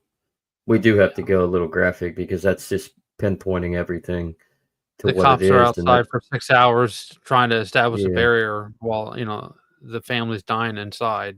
Yeah, yeah. I mean that goes to William's point here. This means the police and the criminals become more and more violent because again, society is dumbing down. I mean, that's what society is. That's what the state wants society to be. Society needs to be dumb so that the state can prevail. And the more violent the criminal, then the more violent the police can be because they're just enforcing the law. So unless we evolve, there's a danger to this, robotic police will be more objective. It will be in the code. Robots don't have bad days. But at the same time, I will push back on that, William. Just because we have robotic police, in who's making the code? It's all to the purview of who designs the code and creates the robot and how it interacts. We could have a minority report situation. And we're already going into pre-crime. We started with victimless. Now we're transcending into pre-crime. And eventually we're going to have the potential of robotic policing that the state wants. Not what we need, but what the state wants. I mean, and to an extent, we kind of already have robotic police because the way they're psychologically fixed most of the time is they're driven to interpret code, and because that's their way of reducing risk. Will do. Let's jump back in. Like when I'm calm and I'm not like doing anything illegal, and I go, "Hey man, I get it. I look like this, but I'm not doing anything bad." They're very nice to me. I'm sure. I'm not doubting. Have I bumped into an asshole cop? Yeah, but that's like you're trying to say that cops wanted that job so they can be pricks. There's pricks all over the place that aren't police. That's true. There's a bunch of people that have bad days and they act like assholes. Absolutely. But there's also cops. I've been smoking weed in Australia where it was completely illegal, and they were like, "Yeah, you're harmless. Off you go." They could have fucked my whole life right there. Okay. They didn't. Harmless. Jesus, that was a dumb cop. Okay. Well, I changed my mind. You're right. But fucking jerk off. First of all, you're one data point, and you're absolutely correct. How dare you be that data point and not a person? Good call, cop. Okay. Point being, every field, you're absolutely correct, have people who are assholes, beauty queens, politicians, teachers, barbers, everything, anyone count out. It is only the police when someone is an asshole that they have the legal right and discretion to, if you're giving them an attitude, throw you in the back of their cop car and fuck your shit up for a very long time. That's all I'm saying. Well, let's clarify that. They actually don't, but the argument is they have connections and what do you mean? They can get you for resisting. They can get you for disorderly conduct. Right. My point is, to the letter of the law, they can't legally do that. You're saying they have to lie and break the law to get away with it. A lot of those things are in the opinion of the officer. And he will testify. Let me try this. Can you, for any reason, because you're angry, make up charges against somebody? No, you have to make up a charge, yeah. Can you make up charges against somebody? No. That never happens. But cops do lie. Okay. Cops lie. And that's illegal to falsely charge And it is somebody. illegal to lie, and there are repercussions for those people that do it. But the argument, Michael, is that you're saying they get away with it, which I don't disagree with. Yes. Here's They something have else. a legal right to do it. Assume everything I'm saying is not true. What I would encourage people to do, as I've done, is watch a lot of police body cam footage. Yes, I agree with that. And I'm not finished. Great. It's going to make you appreciate what the cops have to do a lot more. Because if you're calling the cops, you're not calling the cops because things are nice. It's not like, oh, hey, officer, we're having a birthday party. Would you like a piece of cake, please? Right? Here's the thing. If your day, 8 hours a day, 5 days a week, is dealing with shitty people doing shitty stuff, it does a number on you. Because what? Cops are what? Human beings. I had a friend, Jim Moore. He was a sheriff in rural Illinois. Great guy. And part of his gig before he was a sheriff was investigating child abuse. Oh, me too. I never asked him for details because I didn't want to know. I don't think anyone in this room wants to know. The kinds of things people do to their own kids, let alone foster kids, is unimaginable. And after a while, he quit. And do you know why he quit? Because it got to him. How could it not get to you? You do that kind of stuff inside and out, you're going to look at people in a whole different way. And that's what happens. It's not even their fault. You show up like this young guy on the force, and you're trying to help your community. After a while, people yell at you. You see these police body cam where someone's like literally a shooter. The cops try to take him down, and he's swarmed in the ghetto, and they feel very unsafe. And you don't blame him for feeling very unsafe. My point is, after a while, this hardens you, right? And if you have that interaction with that hardened cop who's having a bad day, you're the one who's going to be paying the price for it, and it's not even his fault. Let me ask you this, Rich. I think it might have been Donut Operator who told the story. I could be wrong, where they had just gotten a call about a child that was killed in a car accident, a baby. That was Cody, yeah. And then after that, he has to go deal with some angry woman who's bitching at him. A Karen. And they don't understand what he just witnessed and experienced. Right. And it's like torturous. It's difficult. Yeah, I'm not gonna lie. Like, the job comes with risks that are involved. It doesn't mean that you deserve those risks, but it means that there's risks that are involved. I currently get mental health from a psychiatrist because I need it. Because I'm an SVU detective, so I deal with crimes against children, domestic abuse, sexual assault. No human can handle it on their own. Correct. It's not possible. They need help, and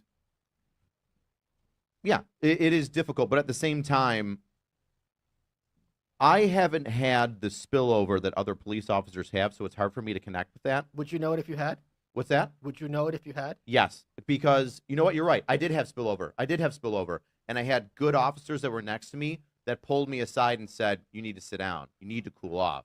And there are laws right now in New York State, I forget what law it's called, where it is an officer's duty to intervene if another officer is doing excessive force in their eyes. Yeah, but there's also a duty in the military if people have to do that. Then you have the My Lai massacre. Yeah, so okay. just because something's on paper, and I'm sure that happens sometimes. I'm sure there's a lot of times because you trust your partner, people trust their partners. If you see your partner being out of it's like, oh, and you're like, oh shit, thanks for checking me. Like, and that person will be grateful. But there's plenty of other times when you and your partner, it's you two against the world, and someone who's from a certain socioeconomic class is giving you lip, and you're not having it that day. And I don't know that I would do differently in that position. I'm not pretending otherwise. Let's get some more people. All right, let's get some more people. Now, this name, what is this? Alex, Alabama? What is this? Alex, A-L-A, Alex Alaburn? Alex, hurry up. Let's go. Oh, I like this guy. Let's go, Alex. I know it is tight quarters, but come on down. Things are going to get spicy. You're going to have 1 minute. Either ask us a question if you want to debate something. As soon as you start talking, we're going to start the timer. All right, what do you got for us, Alex? I just got sort of a long question for Michael. Oh, God, these are always so much fun. Can you have a 5-minute speech first, too? No. If you're against police, do you think individuals should be trained in the public? mic. Sorry.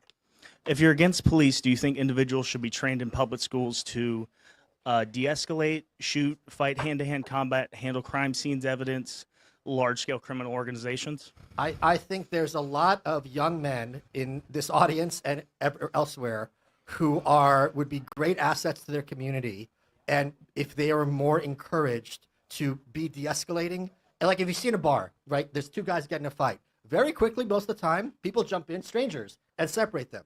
In this country, I can't speak for other countries, there is a huge motive and a part of our culture that we help each other out. We try to de-escalate violence and we try to prevent violence.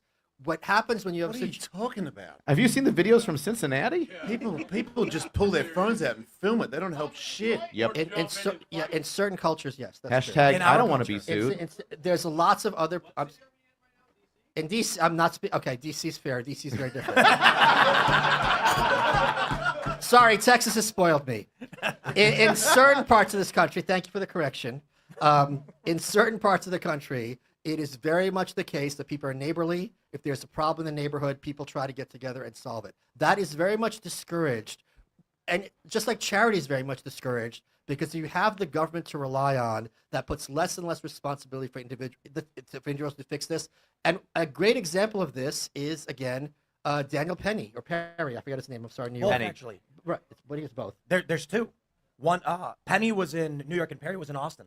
Perry was the guy who. Oh no, in New York, Daniel Penny. Right. But Perry was the guy where the guy at the protest showed up with a rifle at low ready. I just like how you shot. I'm gonna cut off Tim because fuck him. Andrew, do you think there's a problem with culture? I mean, yeah, there's always going to be, infighting. When you try to force people to integrate and play by the same rules, you're going to have conflict. Now, in comparing and contrasting this country, I can't say the rest of the world. Each culture is different, but in this country, what makes us different from the rest of the world is we have various cultures. So let's take the event that occurred a few weeks ago, actually like a month ago in Cincinnati, use that as a backdrop, as an example. But is it that we have been, I'm going to use William's words, we have been dumbed down to be so reliant upon the state that we have been pacified? So in certain cultures, violence in certain cultures, so in certain cultures, we've normalized the fact that we perceive we can't do anything, so we wait, and then we even get our phones out. It's the bystander effect. You want to intervene, but nobody else is intervening, so you back yourself into the corner and sit there and watch because everybody else is watching. Well, I mean, that's certainly something that scientists and stuff like that have observed, that if people are gonna, if nobody's gonna take a risk, then it's safer just to sit in the background, And when one person takes a risk, multiple people take risks. And that's how things escalate, because if somebody is being assaulted or whatever, and then the people that are doing the assaulting have people with them, then it's just going to continue to escalate. We have allowed government to become our parents when it should be our child. Do you agree, Andrew? Yeah. I mean, the parties are makeshift parents. So we've been pacified to be the child that is so spoiled because of everything that we've been granted in our advancing society, that we have to be retained from that spoiling. Governments are middle managers. They let people pass if they think that they're ready to go. So I think people who do not give into bystander effect are wired differently, something outside the tribal biology. I'm gonna push back on that because I think we are so tribal, and I think the government is trying to utilize our natural tribalism to open us up for divisional tribalism, political tribalism. And I think if we get back to the natural inclination of our tribalist tendencies, we're more profound to community and to family. And so we're more profound to actually act in a more positive manner to relegate all the negative consequences. So if your buddy gets into a squabble, you're at the bar, say you're at the bar hanging out with your buddies, getting drunk as shit, and some asshat decides to start some shit, and your buddy turns around and decides that he ain't gonna take any shit, and they get into a scuffle, and you try to get in between. I think you are effectively you're living out that natural inclination of tribalism because it's your tribe. Your buddy is part of your tribe of friends, and you're just out there having a good time, and somebody's trying to ruin that. Your buddy got into some bullshit. He decided to dumb down and stand up violently, and you just and you try to pull them both off. You try to de-escalate. Right. So well, what happens if you get in a scrap with somebody while you're drunk at a bar and you don't know they're a police officer? And they're there just on their off day. Now they're defending themselves, and they said the police smears it. Oh, a violent asshat attacks police officer.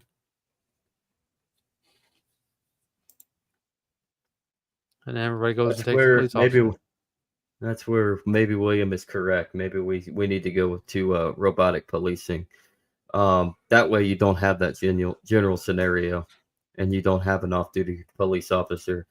Because in rebutting against me earlier on, when I was rebutting against him on the negative consequences, so long as we can audit the code, it could be better. So human beings got to use that noodle. We eliminate human frailty of power ego trips. The exception to that is that they provide so much code, it's impossible to keep up because they can outspend us. They can out enforce it against us. Mm-hmm. How many times have we seen up in Congress? They go and pass a law, and it's like 1,000 pages. They haven't even read a page of it. They don't read anything. I'm just saying. They don't read anything. Just like most law enforcement officers, when they get out, the police academy is so short. It depends. It varies state to state and jurisdiction by jurisdiction. That there's certain police academies, and correct me if I'm wrong, but there's certain police academies that last like 6 to 8 weeks, and then there's other states that say it needs to be 6 months, and then there's other academies that need to be like at least a year. They really don't get trained in anything. Then they're expected to give their oath to the United States Constitution, but they have no clue what's actually in the law. They have no clue what's actually in the Constitution or the Bill of Rights. They have no clue about case law. The expectation is that they do their homework, but you realize like many of them are dumber than shit. Do you really think they're going to actually do their homework and review and revise themselves and case law after case law after case law in order to observe their oath to the United States Constitution and the Bill of Rights? And if a law seems to be unconstitutional or case law doesn't effectively work in their favor, do you really think they're going to go and do that homework? No, that's why you have a bunch of dumb fucks that are police officers. That's why you got a bunch of violent thugs. That's why the police are gangs. They are literal gangs. It's no different from the Bloods, the Crips, the Latin Kings, the Gangster Disciples. Homie, this is the motherfucking Gangster Disciples of the motherfucking police. Why do you think there's so many police, there's so much policy in California and everybody keeps leaving? Exactly. Just because you have policy doesn't mean that it's actually effective. It's when bloated. you live by, yeah, when you live by a gang mentality, you're going to die by that gang mentality. And the police shouldn't be a gang. The police are there for a specific purpose to enforce and uphold the law and to help their community. And one worst thing about today's day and age is we've expanded so massively in the apparatus of the state and its law enforcement factor, they've taken away the community aspect. And so that's why you have police that don't live in the community. They're outside the community and then they come to a community that they work for. And so they don't really have any they don't have any attachment to that community, so why would they care? So if you don't have an attachment to the community, then you're going to be a violent thug. Do you want to be living in an environment that reminds you all the stress you go through every day? Well, that's the reason why many of them live outside the community, because the stresses of being a cop and the fact that you are there to effectively protect and serve the safety of the citizens, you end up pissing off a lot because you go against your entire idea, which is to protect and serve. And when you've pissed off the community, I'm sorry, man. And this is YouTube's probably gonna cancel us on this one. But we need to do like, we need to do like Cali niggas and uninstall police. Is there a gang? Private internet, private police. Mm-hmm. That's what they're talking about at the beginning of this video. Can robots de-escalate? They can certainly be broken. But can they de-escalate when you say this? Say it, Andrew. Just gonna say Buzz is gay. I didn't know Buzz is gay. Maybe. What would Miss Buzz think? Mrs. Buzz would laugh.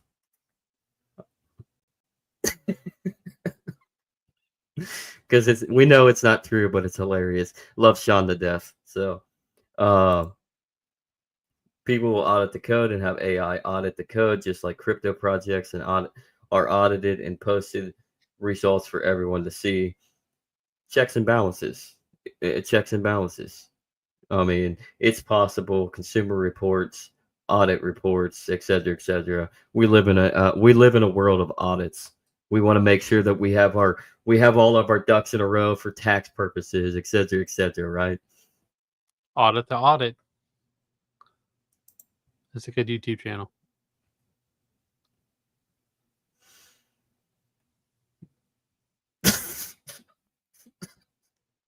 Yes.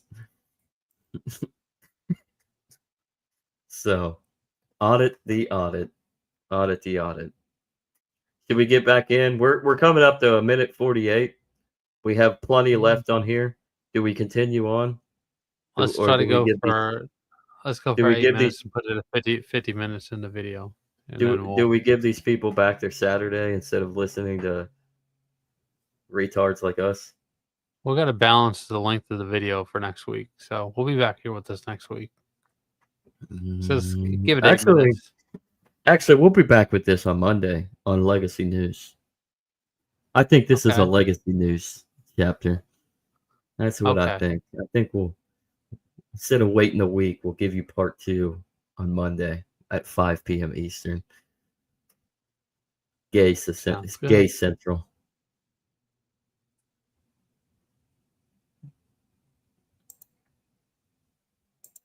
To defend himself, they arrested and charged him. So I would love it if not only were more people incentivized and have that sense of no one's coming to help me, because when crime is seconds away, the cops are minutes away. And one of the great things about living in Austin is knowing that I sleep with a piece under my bed and one in my office. And if someone comes into my house, I'm not going to have to live in fear. Except Daniel Perry was in his car driving when a mob approached his vehicle. One guy had an AK, low ready, raised up. And when he saw the gun rising, being raised, he shot him and he got charged. Okay. And then he got convicted and then had to get a pardon from the governor. I'm glad he got pardoned. Indeed, but that's still Texas. Sure. Austin is a little bit of an outlier, but the point is, I'm not in favor of that verdict. I'm saying that's the kind of thing that should be encouraged more of. Here's what I want to say. Let's call somebody real quick. What I want to address this in that it seems like the real issue is not police at all. It's cultural fragmentation. Well, if you have what do you mean by fragmentation? If you have a village of 100 people, sure, and they all say Rich is going to be our cop, we trust him and we like this guy. When he stops somebody, he knows that he's got fear of being shunned or ostracized for acting out of line. Yes, And so the problem we have now is in these very large cities of millions of people, the cops are like, don't know you, don't care, I'm done with you. Well, this is actually something that they tried to fight, because for a long time you would have white cops in black neighborhoods, and this naturally had some kind of antagonism. Oh, thank you. Yeah, guy. Look, lay down the law over there. Law. You get it. All right, let's call the next Let me person. finish my point. But the point is, so there was a movement from police districts to recruit people from those neighborhoods, and I think that's a very commendable situation. And it's always better when there is this kind of semblance of people knowing each other, because that de-escalates things immediately. If you and I got in a fight as opposed to me or you getting in a fight with a stranger, it's very different. Yeah. All right, our next person coming up, Taylor Lorenz's ex-wife. Come on down. Hurry up, Taylor Lorenz's ex-wife. I know you got to put on your freaking burqa or your hijab. Hurry up. She's got the mask because she's got long COVID. Quit running into walls. You look like you're going to kick my ass when you get over here. Hang on. All right, therapy. All right, Mortal Kombat. No. Looks like. Is that an Assassin's Creed getup? I can't see anything with these glasses. I think that's the point. All right, what do you got for us? Fuck. Hang on. Speak into the mic. Let's go. We're getting there. We're unlocking the phone. Unlocking the phone. First off, y'all a bunch of animals. You're putting everyone's life at risk by not wearing a mask. COVID-19 is very serious. Thanks for trolling me. This has got to be a troll. Let Taylor Lorenz go. Okay, regarding William McNeil, I've seen both videos. I believe the headlights not being on is a bullshit charge, so this may have been a DWB, but I believe he also had a suspended license, and they may have known that, pulling him over, but that wasn't mentioned in the video, I don't believe. Could that have been a factor in the stop? Which stop and who? The guy who got his window punched out, and then he got punched in the face. Yeah. Like But he 2 had weeks weed ago. on him, too, though. That guy he got arrested with But he weed. got punched in the face. Was that okay? No, that one didn't look good. Yeah. Wait, hold on. Let me ask you in all seriousness. If a cop punches someone who's clearly not fighting back in the face, should that cop go to jail? Yes. He should get assault just like everybody else. Okay, great. Okay, we're on the same page. Okay. And what are the likelihood he'll get more charges? What's that? What's the likelihood that he will get charged? And I'm going to be honest with you, because you've been honest with me so far. Because it's on camera, pretty good. That's fair. That's fair. Because it's on camera, pretty good. Fuck yeah, right? kumbaya, motherfuckers. Because it's not. If it wasn't on camera, there would be more of a difficulty of a burden of proof. But also because of your distrust of police, something that's happened, I think, in the positivity that people thought was going to be a bad thing, is that more and more officers are getting body cams. That's right. And I don't know if you'll agree with me or not, but I feel that since more and more body cams have come out, you've actually seen that police are more correct and honest in their police report taking and arrests than dishonest, like astronomical. So I want to. Is she still talking? Okay. That's incorrect. I want to agree with you and add something else. I think the percent of cops that people regard as corrupt is far lower in reality than people have claimed. The corrupt ones are not the ones that are getting bribed or on the take. That's not a significant issue. It's the good cops that are the problem, because they are the ones who will smile and nod and follow orders from politicians and do whatever they're told. And I'll give you a very easy example. Cops are what? Okay. Human. Okay, let me finish. But Michael, we No, need I'm to gonna- include the audience a little bit. You're just talking the whole time. I'm sorry. Okay. No, I'm just saying. Every time we make a point, should we have some people interactive and get them involved? No, I just want to Matt, make this Matt, I didn't come up here Spoken like an officer of the law. I didn't come up here to listen to randos. I'm sorry, and that includes Well, that's you. part and of that the includes show. you, Alex. Well, I wasn't told this. No. Oh, okay. I'm just gonna I say one more apologize. thing. no, One more thing. I want to say, Michael, you sound, when you say I'm not going to answer your questions and I don't want to hear from other people, this is like an unreasonable position. Okay, can I make my point? Yes. Thank you. If you went back to 20, I'm not here to be reasonable. If you went, I don't have to be reasonable. I got a badge. If you went back to 2019 and ask doctors, hey, would you ever give a medication to every single one of your patients, even for a disease that they can't really get? I'd never do that. Hippocratic oath. Are you crazy? That's insane.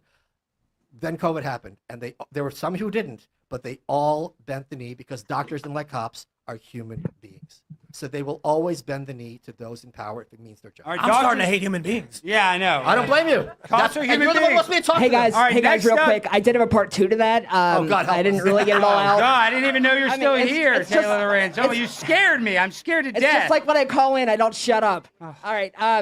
Okay. So, what can we This is do to definitely get wrong. it to be normalized for police departments to drop the body cam footage sooner and faster, especially when a viral encounter like William McNeil takes place? All right, go sit down. It's a good question, and it's not going to be one that you want because it's going to be the real one. So the thing is that whenever there's a crime that's committed, we don't want the public to overreact. That's right. And then obstruct justice. Yep. And not like in a physical aspect, but to like blame the person, whether it's the cop or the individual, for guilt. So you have to be very careful with how much information you put out at a time. Let's say that it's something more heinous like a murder or a serious assault where somebody's shot. You can blame somebody, and social media is well known for this. I've done a couple videos, angry cops. Anyway, so you've got to be careful with the amount of information that you put out and what information you put out. And although police departments need to be responsible and react to community requests in order to once again gain the trust of the community, which is important, we also have to put the investigation above that because the victims, because the victims are the most important thing when it comes to an investigation. And look at that happen with George Floyd. You saw just the clip at the very end. Then when everyone saw the broader context, it's a very different story. That's true. All right, Dante, get your ass down here. Where's Dante? We can still talk while they walk, yes, you know. Can. Yeah, we can still talk. Let's call it there. That is very true. Context means. Would you like to have some words about GF? I'm sorry, it froze up. What did you say? I heard context. Would you? It froze up. Is that because you're hypnotized by the crucifix? I'm mesmerized. Are you mesmerized? Hypnotized? Hypnotism is working on you? I said context means everything. Before you go on. But context means everything. So do you have anything about GF? Anyways, I will say this. Police out there, you serve your father, the devil, and make him very proud. Repent, and I will no longer rebuke you. Come to Christ. Come to Privatize Jesus, the police. your Savior. Privatize the police. Give us competition. Give us competition. Let the blockchain work, and we can audit the robotic police department through the blockchain. Anyways, do you have anything to say? They mentioned GF. I can't say the martyr of the state, the state's martyr, the secular saint's name, for purposes that it's absolutely retarded. And that he died of a fentanyl overdose, not from being assaulted. Not to say that Chauvin probably should have not had his. It escalated. It should never have escalated the way it did. But yeah, whatever. That's a difference. That's for another day, everybody. Go on, Andrew. I would just say, maybe he's up in heaven now, forgiving Hulk Hogan for his transgressions. You're so blasphemous. Well, who knows? Who knows? I'd like to say I hope and I pray that's the truth, but that guy was not a good human being. He was a womanizer, a woman beater, a child abuser, and a sociopath. Both but of at them. least he Both of wasn't them. inflating the money supply. Well, you sure about that? I mean, he was kind of using. There's a difference between inflation and using a bounce check. Was it about? I thought it was a fake. I heard different stories. Was it a bounce check or was it a fake $10? A fake $10 bill of a fake $10 bill. I've heard differing perspectives on this story. I don't know. We should get the head of the Fed and ask about quantitative easing and maybe clarify the matter. Yeah. That's how it goes. Anything is that's where we'll stop for right now. Join us on Wednesday. Join us on Monday at 5 p.m. Eastern, where we will continue this lovely, lively debate of shenanigans. That's really all it is. Did you learn anything from it, Andrew? I mean, not really so far, but Yeah, I've already kind of heard all the arguments, so it didn't really. It's not moving the needle too much for me. The only thing that I've learned is maybe we should hate humanity. You know, you can skip all this trouble if you just leave the country and self-deport. There's different jurisdictions with better laws. Yeah. William says our next show we should talk about Alex Jones. Judge ruled to take his stuff. I mean, more on the Alex Jones case. We should. Yeah, let's do it. So, have a good day, William. You said see you earlier, and then you came back. Right. I hope you weren't texting while you're driving. Don't do that. Be safe. I love you, William. I don't want anything bad to happen. But have a blessed day, everybody. Andrew, what anything to plug out or to say, or any rebuttals or concerns or questions without answers that you would like to say? It's the Legacy Ride on YouTube. Everyone should like and subscribe. That's like and subscribe. Like and subscribe. Thank you, Alex Jones. Thank you, Alex. And William is at a store parking lot, so that's I'm glad that you're stopped. So, but with that, Andrew, we would like you involved on this too. Actually, you're part of it all. You would like to join with Parabylan, right? Parabylan will be on If by Whiskey, Not Conscious, Drop the Mask, whatever you want to call it. If with everybody's favorite Mad Dog. I will be on it. Mark will be on it. Jason will be there. Parabylan will be there as our lovely guest. September 17th, Wednesday, September 17th. Only on If by Whiskey. So grab your whiskeys on September 17th. Before that, 2 days earlier, If by Whiskey will have him on before that. I think it's 2 days earlier. Correct me if I'm wrong. But join us, everybody, on September 17th. Otherwise, I leave you with this. Fuck the police. Coming straight from the underground. A young nigga got it bad because he's brown. I think there's a band that talks about stuff like that. A what? A band that talks about stuff like that.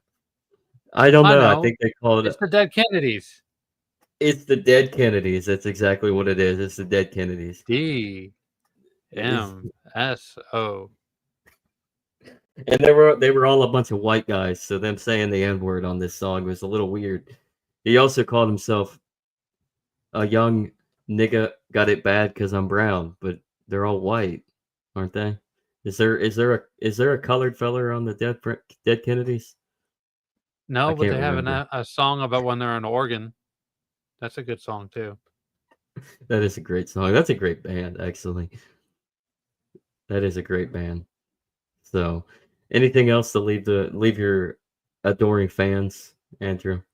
They're all on. Everybody who is watching live is not here for me. They're here for you. If you could all just pluck out one piece of hair and send it to me, I can make a wig. Not the kind that you see from old Europe either. There's not going to be any bugs in these wigs. That's all you want is a wig. That is all that you want is a wig. That's all I want hair. Well, anyways, God bless every one of you. Have a great rest of your Saturday and your Sunday. And we will see you on Monday evening, I hope, at 5 p.m. Eastern for Legacy News. And the second part of this, did you learn anything today, Andrew? Like I said, it's basically just going over the things that we've all kind of heard in general. So, but it's always good to refresh. Thanks for watching, guys. See you later.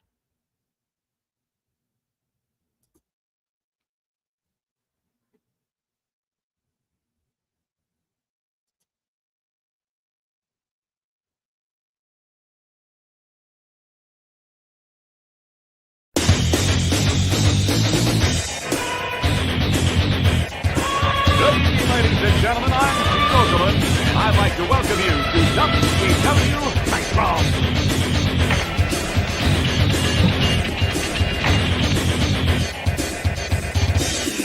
You know, brother, you think you know what it takes to beat Hollywood Hogan once you climb in the ring and try out the largest arms in the world. Holy style. You want to wrestle an inch more Ric Flair, you gotta be able to walk that out and style and profile. Woo! You really think you're ready for a spin? You really think you're ready for the Scorpion Deathlock? You think you're ready for a fatal encounter? This is why they call me the total package. Do you have a pain threshold to withstand the butcher rack? Let's find out. Hallo, hier ist Alex Wright. Wenn ihr High-Flying Wrestling Action wollt, Spinning Sidekick, Top Turnbuckle Dropkick, dann nehmt mich. Der Sieg ist euch sicher. Versprecht euch. Oh yeah! Watch the flying elbow drop off the top rope. Not only beat people 1, 2, 3, but I hurt him real bad. It only takes one of 1,000 holds. I think you're man enough for the challenge. You better be ready to wrestle, because you know when you're getting in the ring with Eddie Guerrero, it's going to be high-flying and exciting. Hey, anytime you feel froggy, man, I'll slap on the buzz killer and rip your shoulder right out of socket. Wolfpack style. Hey, funky boy. Like there's a choice here? Good God! Pick the man with a plan. Pick deep.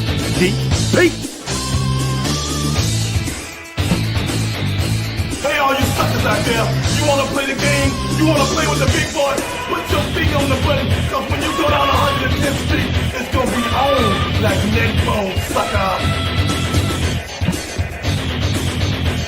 This is Booker T from Harlem Heat, hardcore OG brother from 110th Street. The minute you punks got the guts to step up to the plate, push the button. Yo, Chico, you selected Scott Hall? Get ready for a wild ride on the outside.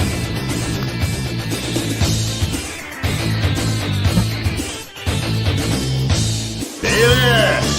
How'd you like to get power pop? Come on, take me. I'm begging you, please take me.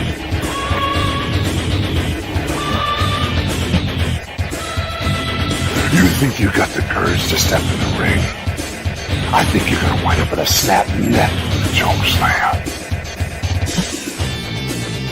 Technical wrestler, high flyer, brawler. It don't matter what you consider yourself to be. When you're in the ring with the crippler, you're a loser.